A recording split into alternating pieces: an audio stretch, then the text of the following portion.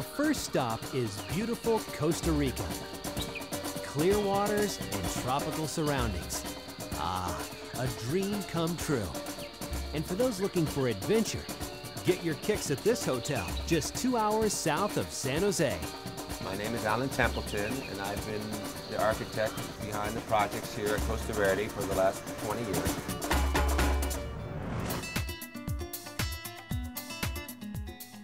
The resort at Costa Verde looks like an average hotel from the outside. But what makes it so unique is its 2 large airplanes that have been turned into a hotel bar and a luxury suite. We salvage planes and we bring them here and we make them into interesting things. My dad was a B-17 pilot in World War II, and growing up I was hearing stories about planes and all sorts of excitement and adventure, and so we try to recreate some of that here.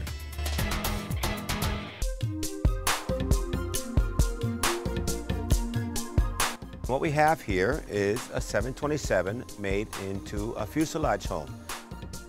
Planes like this can cost up to $500,000, but Costa Verde got them for a steal. This recycled plane was a donation from the San Jose, Costa Rica airport and now has 1,400 square feet of luxury accommodations for anyone to rent. We have 2 beautiful suites here, and what we have here is the foyer. We have the 2 balconies, the entrance balcony, we have the outside balcony in the back here, and they're both sitting on top of the wings.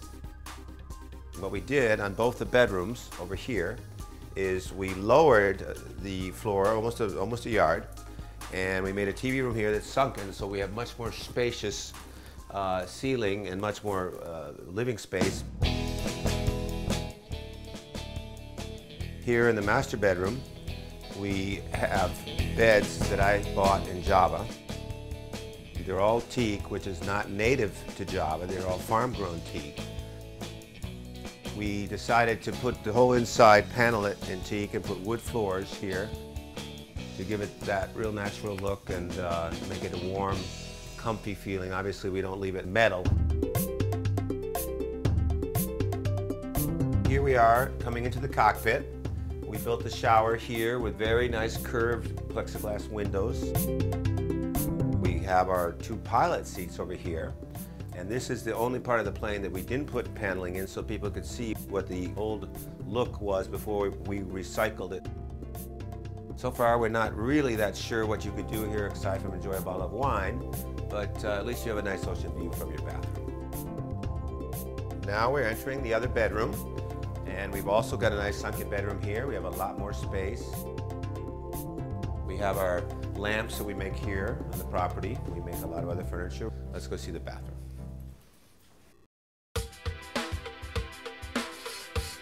Here we are in what I consider to be the coolest part of the plane.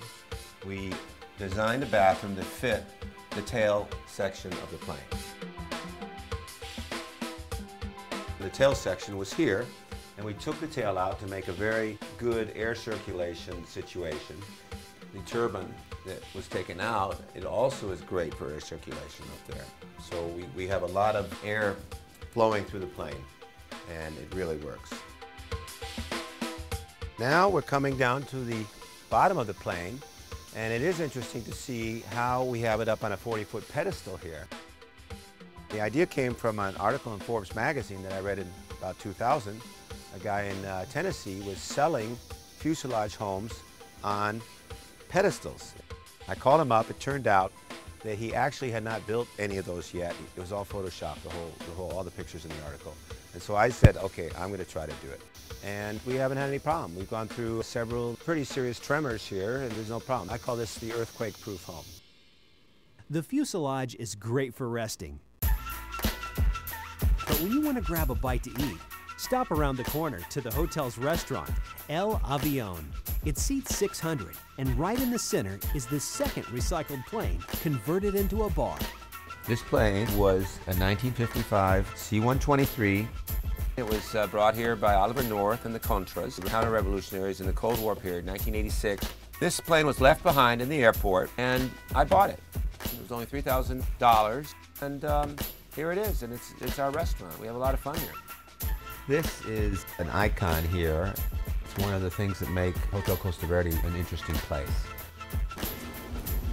You know, there's a couple things here that are really interesting. If you look at the side of this plane, there must have been a machine gun that did all these holes here. When we were cleaning this whole thing off in 2000, you know, been sitting for 14 years in the rain, and we took off all sorts of fungus and we took off some of the loose paint, and we found this Air Force seal from the U.S. Tactical Air Wing. And so that was when we started putting the whole story together. We weren't really sure that this was one of the Oliver North planes. But when we saw that, we said, this is very strange that there's a U.S. military plane sitting here in Costa Rica.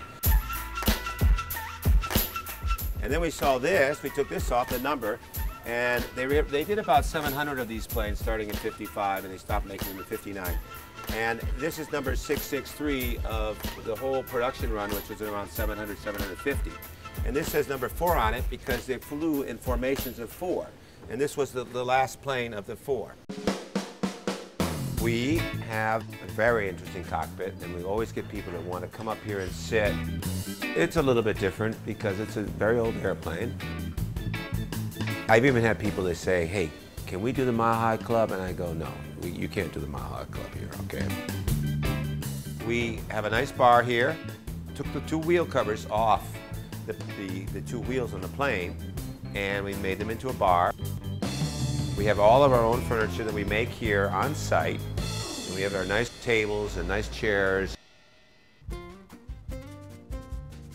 This is another Fairchild plane. This is called a Metroliner. It's about 45 feet long, 20-passenger turboprop from 1979. And this ran off the runway in Bocas del Toro, Panama, which is right near the Costa Rican border. I went down and bought this piece of scrap. It was very cheap, under $1,000.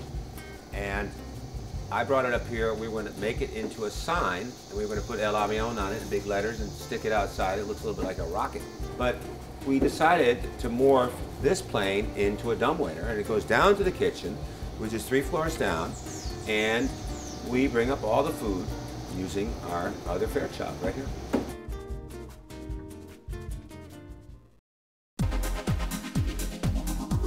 Now we just come up here at night and we put on some music and we have a very nice pub. I would say that one of the really surprising things here at Costa Verde is that we have managed to take some of these old relics and trying to turn them around into very attractive, usable recycle projects. And I think we've been successful at that. And we managed to put them in jungle settings and put them on the top of a mountain, surrounded by trees, and have them fit in and be part of a beautiful piece of scenery. So, planes aren't your thing?